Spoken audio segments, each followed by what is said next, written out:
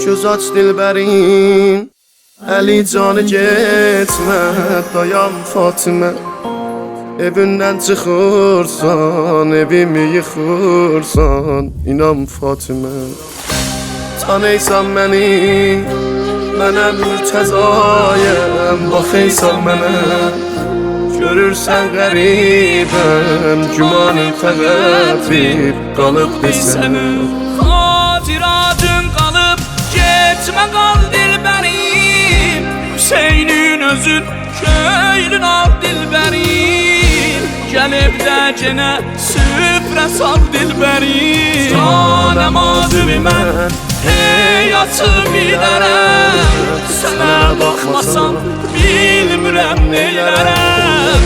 Baxıb yarı və dildə tab eylərəm.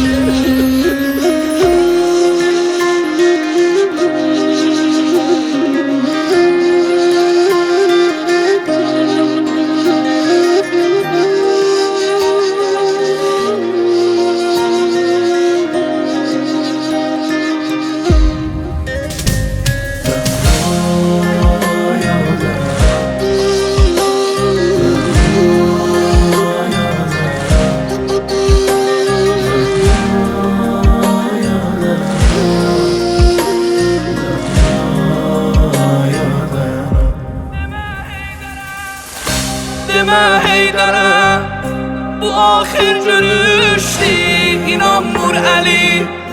Nə qədri baxım mən, sənin gül yüzündən doyanmır Əli. Ürəkin sözü, denəm Mürtəzaya, demə özcüyə. Necə vurdu udvan, sinöndən çıxır qan, dayan meymiyə. Mən necə yarimi ah kəfənə bükür, necə yüzün üstə topraq dökür. Özün söyləsən, mən necə əl çəkür. Yox təvanim mənim, qəbrin üstdən gedəm. Özümü desən, mən gərək dəfn edəm. Qala sənlə ruhu tənimdən bedəm. Göz aç dilbərim, Əli canı getmə, dayan Fatimə. Evindən çıxırsan, evimi yıxırsan, inan Fatimə. Tanıysan məni, mənəm Mürtəzayəm, baxıysan mənə.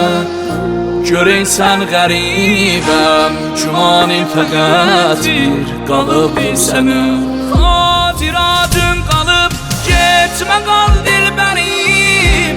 Hüseynin özün, köylün al dilbərim. Gəlib də genə süfrə sal dilbərim. Canəm adıvi mən, heyatı bilərəm. Sənə baxmasam, bilmirəm neylərəm. Baxıb yarı və dildə tab eylərəm.